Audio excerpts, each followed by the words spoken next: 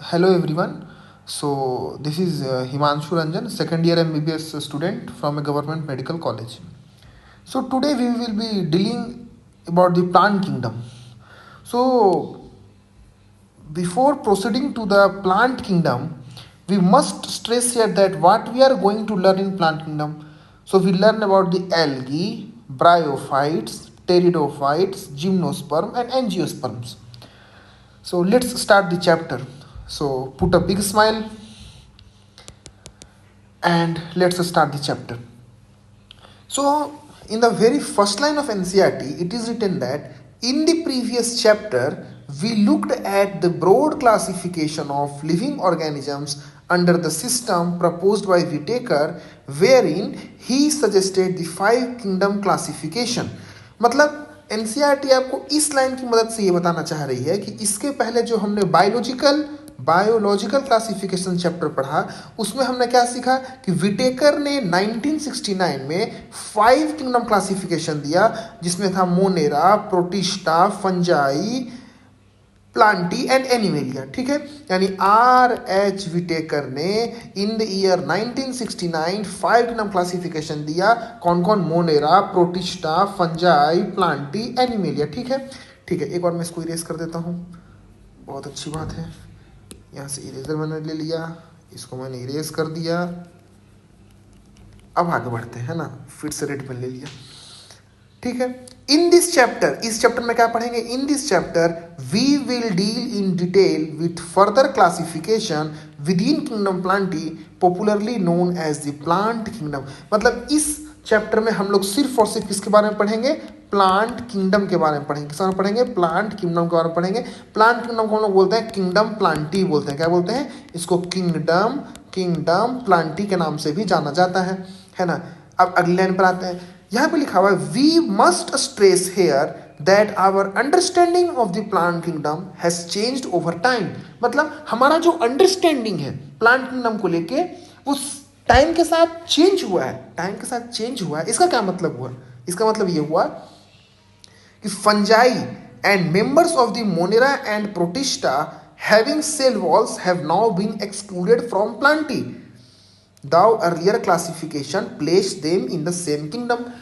पहले के क्लासिफिकेशन में ये कहा गया था कि जिसके पास सेल वॉल प्रेजेंट है उसको प्लांटी में रख दो, और जिसके पास सेल वॉल एब्सेंट है उसको एनिमेलिया में रख दो. तो इसी तरीके से जो पहले का क्लासिफिकेशन था, क्योंकि फंजाई के पास सेल वॉल था, बहुत सारे मोनेरा के जो मेंबर्स हैं उनके पास सेल वॉल होता है, प्रोटिस्टा के मेंबर्स के पास सेल वॉल होता है, तो इन तीनों को पहले, यानी कि फंजाई को, मोनेरा को और प्रोटिस्टा को पहले प्लांट किंगडम में रखा गया. लेकिन जैसे ही किंगडम प्लांटी बना तो इन तीनों को, यानी फंजाई को, मोनेरा को और प्रोटिस्टा को किंगडम प्लांटी से निकाल दिया गया है ना.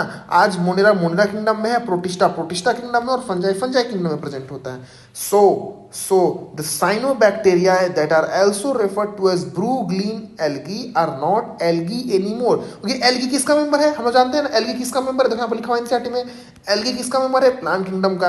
अच्छा, साइनोबैक्टीरिया को पहले हम लोग बोलते थे ब्लू ग्रीन एल्गी. तो लगता है साइनोबैक्टीरिया एल्गी कैसे हो सकता है? नहीं, साइनोबैक्टीरिया एक तरीके का क्या चीज है? मोनेरा में है. किसमें आता है? साइनोबैक्टीरिया को मोनेरा में पढ़ते हैं. इसे साइनोबैक्टीरिया, जिसको हम लोग ब्लू ग्रीन एल्गी बोलते हैं, अब वो एल्गी नहीं रह गया है ना, क्योंकि उसको प्लांट किंगडम से निकाल दिए गए हैं. आगे पढ़ते हैं. ठीक है, इसमें अब हम लोग आगे पढ़ते हैं. So in this chapter we will लिखा हो रहा है, in this chapter we will describe algae, bryophytes, pteridophytes, gymnosperm and angiosperms under plantae. ठीक है, ये हम लोग पहले पढ़ चुके हैं. आगे बढ़ते हैं. आगे इसमें ये लिखा हुआ है, let us look at classification within angiosperms to understand some of the concerns that influence the classification systems. The earliest system of classification used only gross superficial morphological character such as habit, color, number and shape of leaves. यानी कि जो पहले का classification था, एक बार फिर से जो यहाँ पे ये लिखा हुआ एनसीईआरटी ने कि जो पहले का क्लासिफिकेशन था, यानी the earliest system of classification, वो क्या यूज करता था? They used only superficial morphological characters. morphological characters मतलब जो सामने से कैरेक्टर दिखता हो, जैसे एनसीईआरटी 4 लिखती है habit, colour, number and shape of leaves, है ना. तो इस पर बेस्ड था.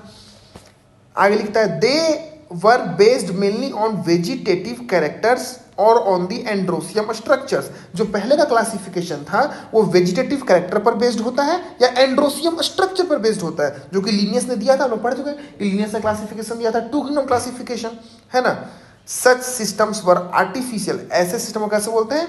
आर्टिफिशियल सिस्टम बोलते हैं, ठीक है। यहां पर एक कंट्रोवर्सी है जो बच्चों को थोड़ा सा समझाया था मैं। लीनियस का क्लासिफिकेशन आर्टिफिशियल था। लीनियस ने जो क्लासिफिकेशन दिया था वो आर्टिफिशियल है, ना कि artificial classification was given by Linnaeus. मतलब जब लीनियस का जो क्लासिफिकेशन है वो आर्टिफिशियल क्लासिफिकेशन था। ये नहीं कह सकते हैं कि artificial classification is given by Linnaeus, that statement is wrong, ठीक है। आगे बढ़ते हैं। अब पढ़ते हैं कि भाई चल ठीक है, हैबिट हो गया, कलर हो गया, नंबर हो गया और शेप ऑफ लीव्स हो गया। इन सब के बेसिस पर हम लोग अर्लीस्ट सिस्टम ऑफ क्लासिफिकेशन देते थे। आगे पढ़ते हैं। लेकिन इसका डिमेरिट क्या है? यानी कोई पूछे what are the demerits of artificial system of classification, तो एनसीईआरटी लिखती है डिमेरिट्स के बारे में कि दे, यहां से पढ़िए, दे separated the closely related species since they were based on a few characteristics. जो पास के स्पीसीज हैं उनको अलग अलग कर दिया गया। क्यों? क्योंकि जो पहले का क्लासिफिकेशन था वो बहुत कम कैरेक्टरिस्टिक्स पर बेस्ड था, ठीक है। एक बार इसको मैं पूरा इरेज कर दिया, बहुत बढ़िया। अब फिर से पढ़ते हैं। Also, the artificial system gave equal weightage to vegetative and sexual characteristics. अभी हमने क्या पढ़ा कि आर्टिफिशियल क्लासिफिकेशन जो है वो वेजिटेटिव कैरेक्टर को और सेक्सुअल कैरेक्टर को इक्वल वेटेज देता है। यानी the artificial system of classification give equal weightage to the vegetative and sexual characteristics. तो आप पूछेंगे यहाँ ना, तो किससे क्या दिक्कत है? इक्वल वेटेज दिया, उससे क्या दिक्कत है? सबसे बड़ी दिक्कत की बात यह है कि जैसे जैसे टाइम चेंज होता है, जैसे जैसे मौसम चेंज होता है, अडेप्टेशन होता है, तो वेजिटेटिव कैरेक्टर्स बहुत जल्दी चेंज होते हैं, लेकिन सेक्सुअल कैरेक्टर जल्दी चेंज नहीं होते हैं। इसलिए कोई भी क्लासिफिकेशन दिया जाता है तो उसमें सेक्सुअल कैरेक्टरिस्टिक्स को प्रायोरिटी पर रखा जाता है, ठीक है। एनसीईआरटी यही लिखती है अगले लाइन में, देखिए, दिस इज नॉट एक्सेप्टेबल। कौन सी चीज एक्सेप्टेबल नहीं है? ये आपने वेजिटेटिव कैरेक्टर को और सेक्सुअल कैरेक्टर को दोनों को इक्वल वेटेज दिया है। This is not acceptable. NCERT बोल दिया एक्सेप्टेबल नहीं है, मतलब नहीं है। अब क्यों नहीं, वो आगे पढ़ते हैं। Since we know that often the vegetative characters are more easily affected by environment, क्योंकि जो वेजिटेटिव कैरेक्टर है वो इन्वायरमेंट से बहुत जल्दी इफेक्ट होता है, और जो चीज बहुत जल्दी इफेक्ट होता है उसको हम लोग एक कंक्रीट बेसिस नहीं मान सकते हैं फॉर द क्लासिफिकेशन, ठीक है। फिर से इसको मैं इरेज कर देता हूं, फिर से मैंने पेन ले लिया। आगे पढ़ते हैं। यह हमने पढ़ा आर्टिफिशियल, यानी कि एनसीईआरटी ने इतने दूर में आपको समझाया कि व्हाट इज आर्टिफिशियल क्लासिफिकेशन। एक बार मैं इसका आपको एक नटसेल में बताता हूँ, इतना में क्या लिखा हुआ था कि जो पहले का क्लासिफिकेशन है वो ग्रॉस सुपरफिशियल मॉर्फोलॉजिकल कैरेक्टर पर बेस्ड होता है, जैसे habit, colour, number and shape of leaves, ठीक है। वेजिटेटिव कैरेक्टर पर बेस्ड होता है या एंड्रोसियम स्ट्रक्चर पर बेस्ड होता है। लीनियस का जो क्लासिफिकेशन था वो आर्टिफिशियल था। आर्टिफिशियल क्लासिफिकेशन का डिमेरिट क्या चाहिए कि they separated the closely related species since they were based on a few characteristics, और दूसरा क्या है कि they give equal weightage to vegetative and sexual characteristics, ठीक है। तो आर्टिफिशियल के बाद आया आपका नेचुरल क्लासिफिकेशन। क्या चाहिए आ गया? नेचुरल, दिखाएगा नेचुरल क्लासिफिकेशन सिस्टम। तो लिखा हुआ है as against this natural classification systems developed, ठीक है, which were based on natural affinities among the organisms. Natural classification develop हुआ जो कि किस पर बेस्ड है? Natural affinities among the organism and consider not only the external features but also internal features like ultrastructure, anatomy, embryology, phytochemistry. मतलब artificial system of classification आया जो कि किस पर बेस्ड है? फ्यू मॉर्फोलॉजिकल कैरेक्टर पर बेस्ड होता है ना भाई। अब इसके बाद कौन सा आ गया? इसके बाद आ गया तुम्हारा नेचुरल सिस्टम ऑफ क्लासिफिकेशन, जो कि न केवल एक्सटर्नल फीचर पर बेस्ड होता है बल्कि इसने कुछ इंटरनल फीचर को भी इंक्लूड किया, जैसे अल्ट्रास्ट्रक्चर, एनाटॉमी, एम्ब्रियोलॉजी, फाइटोकेमिस्ट्री, है ना। तो कोई पूछे कि what are the internal features that is used in the natural system of classification, तो आप बोलेंगे अल्ट्रास्ट्रक्चर, एनाटॉमी, एम्ब्रियोलॉजी, फाइटोकेमिस्ट्री। आ गया समझ में? ठीक है। अब आप बोलेंगे कि ठीक है भाई, तो नेचुरल क्लासिफिकेशन किसने दिया? तो एनसीईआरटी लिखती है such a classification for flowering plants, very important, कि जो नेचुरल क्लासिफिकेशन है वो फ्लावरिंग प्लांट्स के लिए दिया गया है। फ्लावरिंग प्लांट्स का है तो एंजियोस्पर्म्स, एंजियोस्पर्म्स को बोलते हैं फ्लावरिंग प्लांट, ठीक है। तो लिखा हुआ है such a classification for flowering plant was given by George Bentham and Joseph Dalton Hooker. एक बार इसको इरेज करता हूं मैं, एक बार फिर से आपको दिखा देता हूं मैं। यहां पर लिखा हुआ है कि such a classification for flowering plants was given by George Bentham and Joseph Dalton Hooker, ठीक है। आगे पढ़ते हैं। अभी तक हमने क्या पढ़ा? आर्टिफिशियल, फिर क्या पढ़ा? नेचुरल। अब इसके बाद आता है फाइलोजेनेटिक क्लासिफिकेशन। तो अब बात आता है फाइलोजेनेटिक क्लासिफिकेशन किसने दिया, तो भी पढ़ लेते हैं किसने दिया। ये लीजिए, हाँ लिखा हुआ at present phylogenetic classification systems based on, किस पर बेस्ड है? It is based on evolutionary relationship between the various organisms are acceptable. आज कौन सा सिस्टम ऑफ क्लासिफिकेशन ज्यादा फेमस है? तो फाइलोजेनेटिक क्लासिफिकेशन सिस्टम्स। कोई पूछे फाइलोजेनेटिक क्लासिफिकेशन सिस्टम किस पर बेस्ड है? It is based on evolutionary relationship between the various organisms. Phylogenetic system of classification में ये कहा गया, क्या कहा गया? यहां से पढ़ते हैं क्या कहा गया। This assumes that organism belonging to the same taxa have a common ancestor।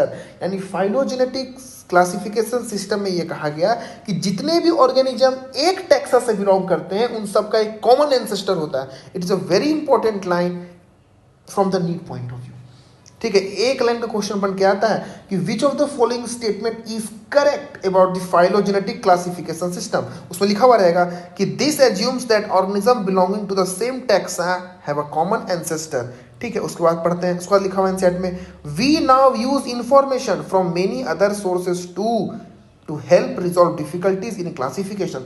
आज हम लोग और भी अलग अलग चीज़ों का यूज़ करते हैं। अगर कहीं को क्लासिफिकेशन में दिक्कत आती है तो हमारे पास और भी बहुत सारे मेथड्स हैं जिसका यूज़ करके हम लोग क्लासिफिकेशन में आने वाली डिफिकल्टीज को रिजॉल्व कर पाते हैं। कौन कौन सी डिफिकल्टी आती है और उसको कैसे रिजॉल्व करते हैं, अब वो पढ़ते हैं हम लोग। एनसीईआरटी लिखती है, एनसीईआरटी ने आपको 3 तरीके का टैक्सोनॉमी बताया है। One is called the numerical taxonomy, one is called the cytotaxonomy and one is called the chemotaxonomy, ठीक है। पढ़ते क्या करके these become more important when there is no supporting fossil evidence. अब हमने क्या पढ़ा अभी? फाइलोजेनेटिक क्लासिफिकेशन सिस्टम, मतलब यहाँ पर हमें कहीं ना कहीं फाइलोजेनी कहे तो इवोल्यूशनरी रिलेशनशिप चाहिए। अब किसी ऑर्गेनिज्म का मेरे पास फॉसिल प्रेजेंट नहीं है, कोई उसका फॉसिल एविडेंस नहीं है, तो उसको क्लासिफिकेशन में कहाँ रखा जाए, इसको रिजॉल्व करने के लिए हमारे पास 3 तरीके का टैक्सोनॉमी है। One is the numerical taxonomy, one is the cytotaxonomy, one is the कीमोटैक्सोनॉमी। अब एक एक करके पढ़ते हैं कि व्हाट इज न्यूमेरिकल टैक्सोनॉमी। तो एनसीईआरटी लिखती है, क्या लिखती है एनसीईआरटी कि numerical taxonomy which is now easily carried out using computers is based on all observable characteristics। very important, numerical taxonomy को हम लोग कैसे यूज करते हैं? बाय यूजिंग कंप्यूटर, यानी न्यूमेरिकल टैक्सोनॉमी में हम लोग कंप्यूटर का यूज करते हैं। And it is based on all observable characters, जितना भी कैरेक्टरिस्टिक्स हम लोग को दिखता है उन सब पर ये बेस्ड होता है। इसमें करते क्या है? Number and codes are assigned to all the characters and the data are then processed. इसमें क्या करते हैं? हर एक कैरेक्टर को एक कोई ना कोई नंबर दे देते हैं, फिर कंप्यूटर में हम लोग क्या करते हैं? डाटा फिट कर देते हैं और फिर मार देते हैं इंटर। जैसे ही मारते हैं हम लोग इंटर तो कंप्यूटर अपने आप ये कर देता है कि वो ऑर्गेनिज्म किस क्लासिफिकेशन में, मतलब कि क्लासिफिकेशन में कहाँ पर उसको रखना है, कहाँ पर नहीं रखना है, ये कंप्यूटर अपने आप कर देता है ना। वही लिखा हुआ है कि number and codes are assigned to the characters and the data are then processed. In this way each character is given equal importance and at the same time 100 of characters can be considered. ठीक है, ये line को समझ में आ गई। इसका एक एक लाइन इंपॉर्टेंट है भाई, यहाँ से लेके यहाँ तक, यानी न्यूमेरिकल टैक्सोनॉमी का यहाँ से लेके, हाँ यहाँ से लेके जो है ना, 1 मिनट रुक जाइए आप लोग, हाँ न्यूमेरिकल टैक्सोनॉमी का यहाँ से सारा लाइन इंपॉर्टेंट है। क्या कि numerical taxonomy which is now easily carried out using computers is based on all observable characteristics. पहला स्टेटमेंट बनता है। दूसरा स्टेटमेंट इसमें क्या करते हैं? Number and codes are assigned to all the characters and the data are then processed. इसमें हर एक कैरेक्टर को हम लोग नंबर और कोड असाइन करते हैं और फिर डाटा को प्रोसेस कर देते हैं कंप्यूटर में। इसमें और क्या करते हैं, each character is given equal importance, ठीक है, हम लोग न्यूमेरिकल टैक्सोनॉमी में हर एक कैरेक्टर को इक्वल इंपॉर्टेंस देते हैं, and at the same time hundreds of characters can be considered, यानी टोटल 4 पॉइंट है न्यूमेरिकल टैक्सोनॉमी। पहला तो ये हो गया कि न्यूमेरिकल टैक्सोनॉमी जो होता है वो कंप्यूटर की मदद से होता है, it is based on all observable characteristics, number and codes इसमें देते हैं, हर एक कैरेक्टर को इक्वल वेटेज देते हैं, इक्वल इंपॉर्टेंस देते हैं, और एक साथ हम लोग हंड्रेड्स ऑफ कैरेक्टर को कंसीडर करते हैं, ठीक है। ये हो गया आपका न्यूमेरिकल टैक्सोनॉमी। अब हम लोग आते हैं साइटोटैक्सोनॉमी पे, है ना, तो लिखा हुआ है cytotaxonomy that is based on cytological information like chromosome number, structure and behaviour. तो साइटोटैक्सोनॉमी में क्या करते हैं, तो मानिए साइटोटैक्सोनॉमी मतलब यहाँ पर साइटोलॉजिकल इंफॉर्मेशन को यूज करते हैं, तो सेल के अंदर क्या क्या इंफॉर्मेशन यूज करते हैं, chromosome number, structure and behaviour, ठीक है। तो cytotaxonomy is based on cytological information like chromosome number, structure and behaviour, ठीक है। अगला पढ़ते हैं chemotaxonomy. So chemotaxonomy that uses the chemical constituents of the plant to resolve confusion are also used by taxonomist these days. अब मैं summarise कर देता हूँ, है ना भाई, इसको पहले मैंने पूरा कर दिया, इरेज हो गया आपको ये इरेज, उसको अब मैं कौन सा पेन लूँ, कौन सा पेन लूँ, लाल पेन से पढ़ाता हूँ, है ना। न्यूमेरिकल टैक्सोनॉमी बहुत बार समझा दिया आपको। What is cytotaxonomy, so cytotaxonomy is based on cytological information like chromosome number, structure and behaviour. And what is chemotaxonomy, so chemotaxonomy uses chemical constituents of the plant to resolve confusion that is faced during classification. वाह sir वाह। तो इस तरीके से मैंने आपको 2 page पढ़ा दिया। पहला तो ये प्लांट किंगडम का ये इंट्रोडक्शन, ये पूरा इसमें क्या लिख रखा है एनसीईआरटी ने इस वाले पैराग्राफ में, है ना। उसके बाद इतने में क्या लिख रखा है, अब एक एक करके हम पढ़ते हैं इसमें सारा वो इसका फैमिली प्लांट टी में कौन कौन से आता है, एल्गी, ब्रायो, टेरिडो, जिम्नो, एंजियो, है ना। सबसे पहले स्टार्ट करते हैं हम लोग एल्गी से, है ना। तो सबसे पहले हम लोग स्टार्ट करते हैं एल्गी से, स्टार्ट करते हैं एल्गी से भाई, कोई बात नहीं। तो लिखा हुआ है ना, एल्गी आर क्लोरोफिल बियरिंग, पहला पॉइंट कि एल्गी में क्लोरोफिल प्रेजेंट होता है, यानी algae are chlorophyll bearing, simple, thalloid, autotrophic and largely aquatic, that is both fresh water and marine organisms. पहली बात है कि एल्गी जो होता है वो उसमें क्लोरोफिल होता है, एल्गी क्लोरोफिल बियरिंग होता है, सिंपल होता है, मतलब एल्गी का स्ट्रक्चर बहुत सिंपल होता है, थैलोइड होता है। अब बहुत बच्चों को ये नहीं पता होता है कि व्हाट इज थैलोइड, थैलोइड मतलब होता क्या चाहिए, वैसा plant body, very important plant, those plant body that can not be differentiated into root, stem and leaf, उसको बोलते हैं थैलोइड बॉडी। अब मेरे डिफिनेशन में एक वर्ड आना बहुत जरूरी है, दैट इज प्लांट। अगर आप सिर्फ ये बोल देंगे कि those body which can not be differentiated into root, stem and leaf, उसको बोलते हैं थैलोइड बॉडी, तो आज मेरा ही बॉडी थैलोइड हो जाएगा। तो आपको ये जरूर बताना है कि दोज प्लांट बॉडी, वैसा plant body that is not differentiated into root, stem and leaf is called the thalloid plant body, है ना। तो एल्गी कैसा होता है, थैलोइड होता है। तो एल्गी क्लोरोफिल बियरिंग होता है, सिंपल होता है, थैलोइड होता है, ऑटोट्रॉफिक होता है, मतलब अपना खाना खुद बनाता है, एंड लार्जली एक्वेटिक, और जनरली एल्गी क्या होते हैं, एक्वेटिक होते हैं। एक्वेटिक में वो फ्रेश वाटर में भी रह सकते हैं और मेराइन भी होते हैं, ठीक है भाई। अब आगे पढ़ते हैं, ये मैंने कर दिया इसको रेज। अब नेक्स्ट लाइन पढ़ते हैं। तो नेक्स्ट लाइन में ये लिखा हुआ है, they occur in a variety of other habitats, मतलब अभी क्या पढ़े कि ये लार्जली तो एक्वेटिक होते हैं, लेकिन ये और अलग अलग जगह रहते हैं। कहाँ रहते हैं भाई, जैसे moist stones, soils and would. NCERT ने बोला 3, तो आपको याद करना है 3 कि एल्गी का और अदर कौन कौन सा हैबिटेट होता है, तो आप बोलेंगे मॉइस्ट स्टोन्स होता है, सॉइल्स होता है और वुड होता है, ठीक है। आगे लिखा हुआ है, some of them also occur in association with fungi in the form of lichen and animals, example on sloth bear, मतलब कुछ ऐसे एल्गी होते हैं जो किसी दूसरे ऑर्गेनिज्म के साथ एसोसिएट होकर रहते हैं। जैसे हम लोग पढ़ते हैं ना भाई, बचपन से पढ़ते हैं कि अगर एल्गी फंजाई के साथ मिलकर रहता है तो उसको लाइकेन बोलते हैं। अगर एल्गी किसी और दूसरे एनिमल्स पर भी रुक सकता है, जैसे स्लॉथ बियर एनसीईआरटी लिखती है, तो आप याद रखेंगे कि some of them also occur in association with fungi, example lichen, and animals, example on sloth bear. Next पढ़ते हैं।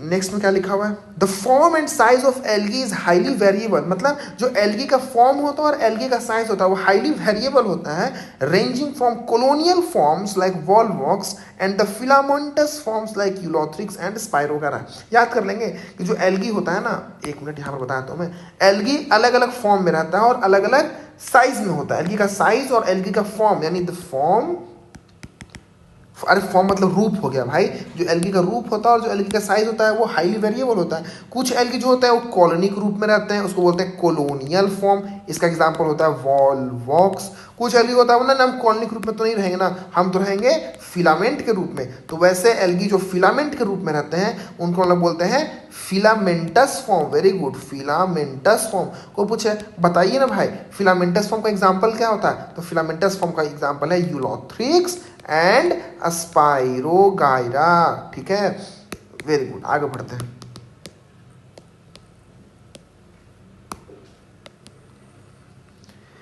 चलिए, है ना, आगे क्या लिखा हुआ है, a few of the marine forms such as kelps form massive plant body. कुछ एल्गे ऐसे होते हैं जो बहुत बड़े, बहुत जाइंट साइज के होते हैं, उसका एग्जांपल एक होता है केल्प्स, केल्प्स, ठीक है। और ये जो होता है केल्प्स कुछ नहीं, एल्गे का नाम होता है, और ये कैसा है, इसका ये मेराइन, मतलब मेराइन वाटर में रहता है, इसे बोलते हैं मेराइन फॉर्म्स, और ये बहुत बड़ा होता है, ठीक है, बहुत बड़ा होता है, इसे लिखा हुआ है फॉर्म मैसिव प्लांट बॉडीज। आगे पढ़ते हैं एल्गी के रिप्रोडक्शन के बारे में। तो एनसीईआरटी लिखती है कि दी algae reproduce by vegetative, asexual and sexual methods, कि जो एल्गी होता है वो रिप्रोड्यूस करता है vegetative, asexual and sexual method से। अब एक एक करके तीनों पढ़ते हैं। सबसे पहले आते हैं वेजिटेटिव रिप्रोडक्शन पे, तो लिखा हुआ है ना, vegetative reproduction is by fragmentation. जो वेजिटेटिव रिप्रोडक्शन होता है एल्गी में वो किसकी मदद से होता है, फ्रेगमेंटेशन की मदद से होता है। इसमें क्या होता है, तो each fragment develops into a thallus.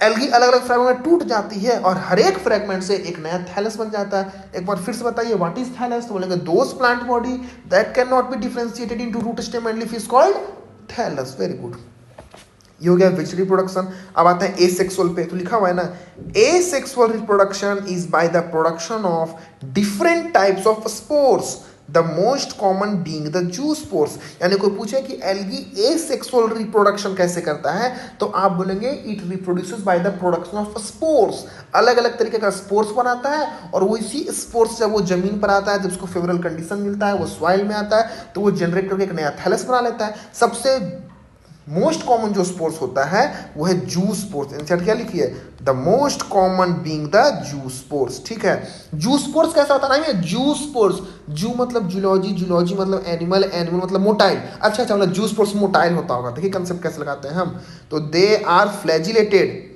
जू स्पोर्स के बारे में आंसर लिख रही है कि they are flagellated, that is motile, and on germination give rise to new plants. ये जो जू स्पोर्स होते हैं वो फ्लैजिलेटेड होते हैं, और जैसे ही ये जर्मिनेट करते हैं तो नया प्लांट बना देते हैं, है ना। तो अभी तक हमने वेजिटेटिव प्रोडक्शन पढ़ लिया, एसेक्सुअल पढ़ लिया, अब पढ़ते हैं सेक्सुअल के बारे में। लीजिए भाई, सेक्सुअल के बारे में पढ़ लेंगे, क्यों नहीं पढ़ेंगे भाई। तो sexual reproduction takes place through fusion of two gametes. जब दो गैमीट आपस में फ्यूज करते हैं तो क्या होता है, सेक्सुअल रिप्रोडक्शन होता है। देखिए गैमीट का फॉर्मेशन तो एक सेक्सुअल रिप्रोडक्शन में भी हो सकता है, लेकिन जैसे ही गैमीट फ्यूज कर गया, आप तुरंत दिमाग लगा लीजिए कि वहां पे सेक्सुअल रिप्रोडक्शन हो गया। यानी fusion of gamete is a hallmark of sexual reproduction.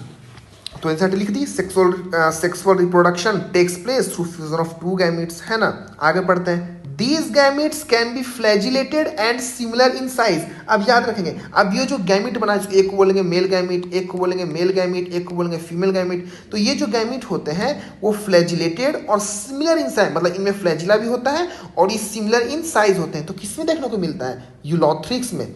तो कोई पूछे कि यूलोथ्रिक्स में क्या होता है, पहली बात तो यूलोथ्रिक्स में होता है सेक्सुअल रिप्रोडक्शन। अच्छा सेक्सुअल रिप्रोडक्शन कैसे होता है, इसका गैमीट कैसा बनता है, तो बोलेंगे इसका जो गैमीट होता है वो फ्लैजिलेटेड होता है और सिमिलर इन साइज होता है। आगे बढ़ते हैं, लेकिन और non flagellated that is non motile but similar in size as in Spirogyra. Spirogyra में भी सेक्सुअल रिप्रोडक्शन होता है, लेकिन जो स्पाइरोगायरा का गैमीट होता है वो नॉन फ्लैजिलेटेड होता है, लेकिन साइज में सिमिलर होता है। एक बार फिर से आपको मैं यहाँ पे समरी लिख देता हूँ, है ना भाई।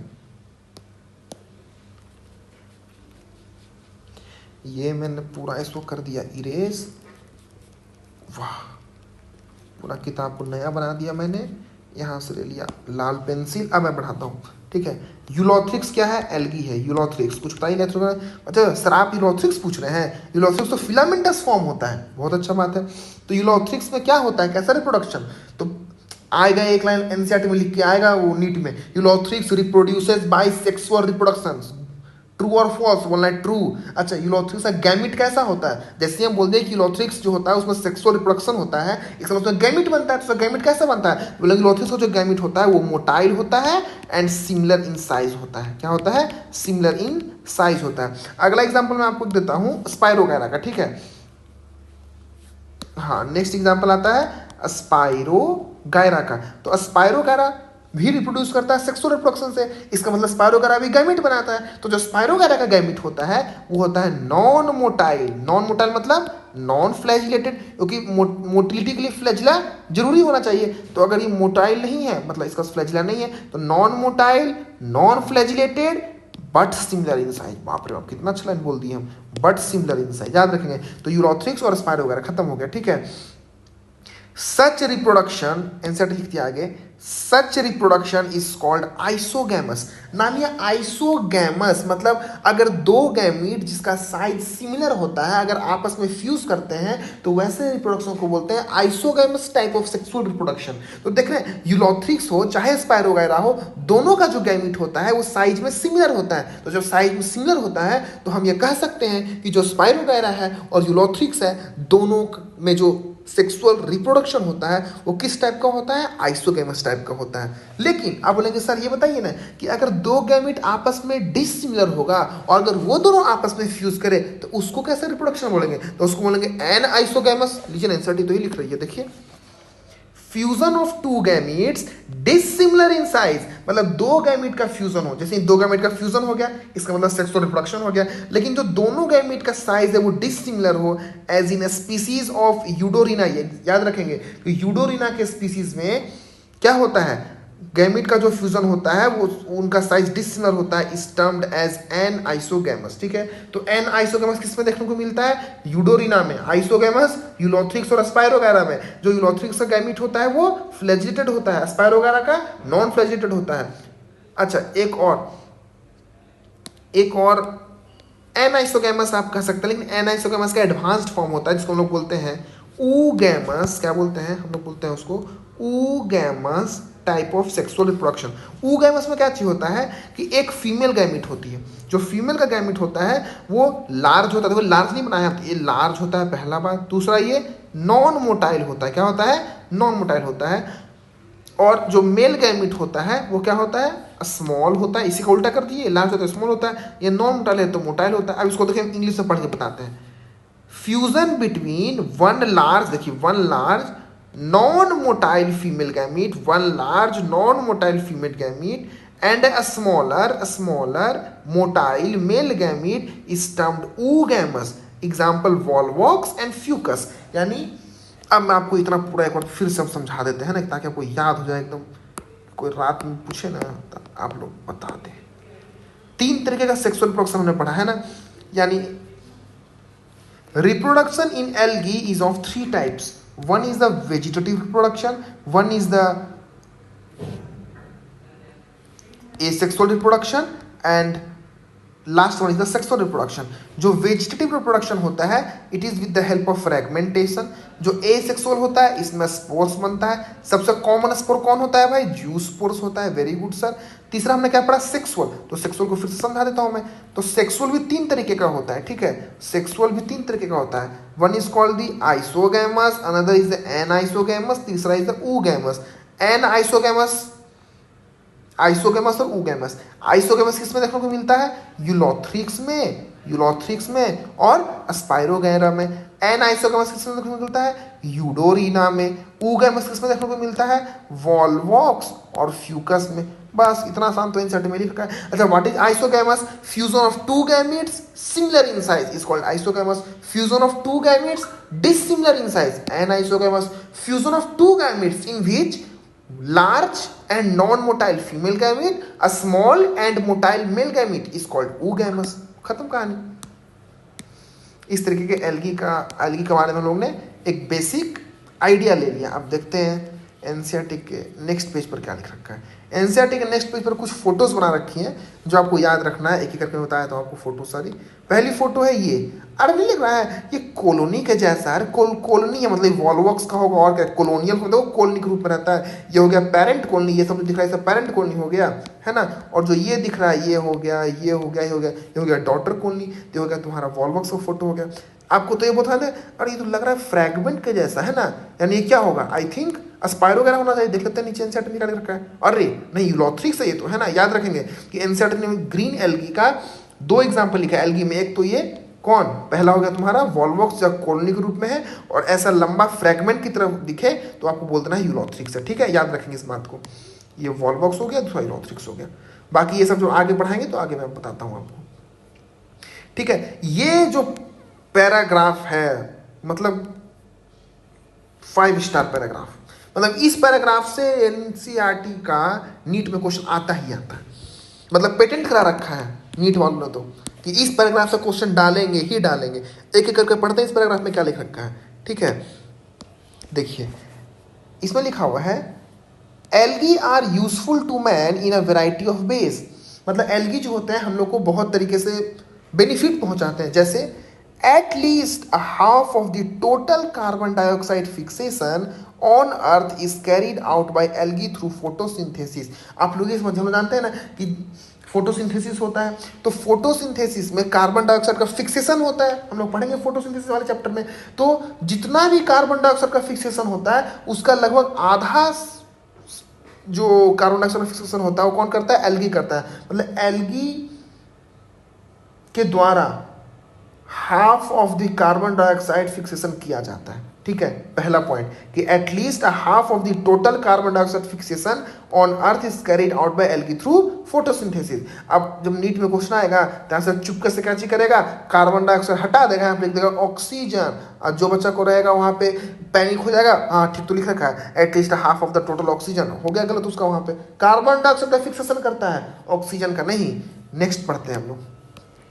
नेक्स्ट क्या लिख रखा है इसने, नेक्स्ट ये लिख रखा है कि being photosynthetic they increase the level of dissolved oxygen in their immediate environment. क्योंकि एल्गी फोटोसिंथेसिस करते हैं तो एल्गी जिस भी एरिया में रह के फोटोसिंथेसिस करते हैं वहां आसपास के एरिया में जो डिसॉल्व्ड ऑक्सीजन का कंटेंट है वो एल्गी क्या कर देते हैं, इंक्रीज कर देते हैं। दूसरा पॉइंट, तीसरा पढ़ते हैं, they are of paramount importance as primary producers of energy rich compounds which form the basis of food cycle of all aquatic animals। मतलब इनका एक बहुत इंपॉर्टेंस है, बहुत पैरामाउंट इंपॉर्टेंस है, बहुत मेन इंपॉर्टेंस है। क्या कि they are the primary producer, क्या लिखा है, primary producers of energy rich compounds. ये क्या करते हैं, जो भी एनर्जी रिच कंपाउंड होता है उसको ये प्रोड्यूस करते हैं, और उसी एनर्जी रिच कंपाउंड की वजह से पूरा जो एक्वेटिक फूड चेन और फूड वेव है वो चलता है। वो लिखा हुआ है which form the basis of food cycle of all aquatic animals, ठीक है। आगे पढ़ते हैं, many species of Porphyra, Laminaria and Sargassum are among the 70 species of marine algae used as food. मतलब लगभग मेराइन 70 स्पीसीज ऐसे हैं मेराइन एल्गी के जिनको हम लोग फूड की तरह यूज करते हैं। उसमें से एनसीईआरटी को 3 बताती है, one is the Porphyra, one is the Laminaria and one is the Sargassum. एक लाइन का आता है क्वेश्चन नीट में, which of the following algae is used as food. उसमें या तो पोरफायरा रहेगा ऑप्शन में, या तो लैमिनेरिया रहेगा, या तो सार्गेसम रहेगा, यही तीनों में से कोई ना कोई रहेगा। How many species of marine algae can be used as food, तो एनसीईआरटी लिखती है 70 स्पीसीज। जब एनसीईआरटी ने कहा दिया 17 स्पीसीज मतलब 17 स्पीसीज, ठीक है। अब आगे पढ़ते हैं, एक बार इसको मिटा देते हैं ना, ठीक है।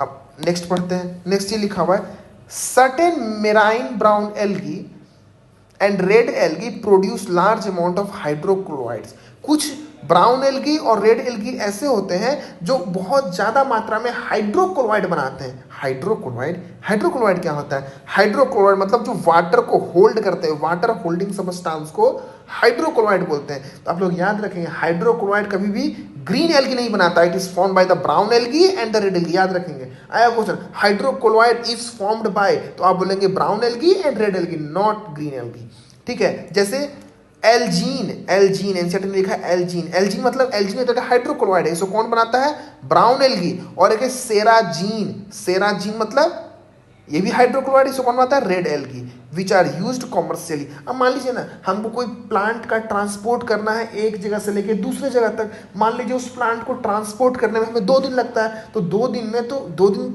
तक हमको उस प्लांट को वाटर में भिगो कर रखना पड़ेगा। तो हम लोग क्या करते हैं? एल्जीन को लेते हैं, एल्जीन में पानी डाल देते हैं, क्योंकि एल्जीन हाइड्रोक्लोराइड है तो वाटर को होल्ड करके रखता है, तो ट्रांसपोर्टेशन ईजी हो जाता है। यानी हमने एल्जीन हो गया जो कि हमें ब्राउन एल्गी से मिलता है, या सेराजीन हो गया जो हमें रेड एल्गी से मिलता है, दोनों का यूज कॉमर्शियली कर लिया ना हमने।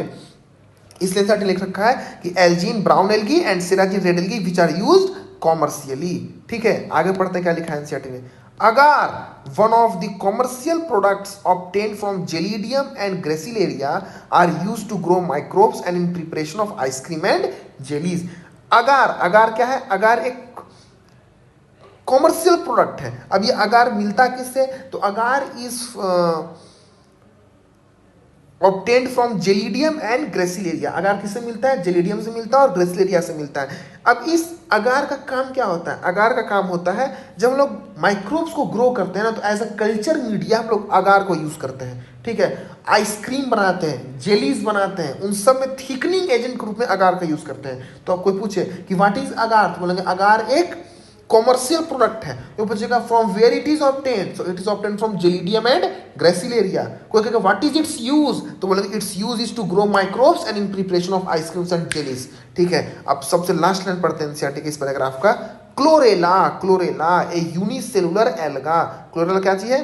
क्लोरेला जो है एक यूनिसेलुलर एल्गा है, रिच इन प्रोटीन्स, जिसमें बहुत मैक्सिमम अमाउंट ऑफ प्रोटीन्स होता है, is used as food supplement even by space travellers. अब जो स्पेस में ट्रैवल करते हैं तो उनको बहुत दिन लगता है, मतलब वो जमीन से निकलते हैं, धीरे धीरे उड़ते उड़ते वो स्पेस में जाते हैं, तो उसमें बहुत ज़्यादा भूख लग जाता है रास्ते में भाई, और उनको भूख लगता है तो प्रोटीन चाहिए। तो प्रोटीन का रूप किसको यूज़ करते हैं? क्लोरेला का यूज करते हैं। यानी क्लोरेला जो होता है एक यूनिसेलुलर एल्गा होता है which is rich in proteins, और उसका यूज करते हैं food supplement even by space travellers. उसको हमने क्या पढ़ा कि एल्गी को हमने 3 भाग में डिवाइड किया। एक होता है क्लोरोफाइसी, फियोफाइसी, रोडोफाइसी। एक एक करके पढ़ेंगे क्लोरोफाइसी, फिर पढ़ेंगे फियोफाइसी, और फिर पढ़ेंगे रोडोफाइसी।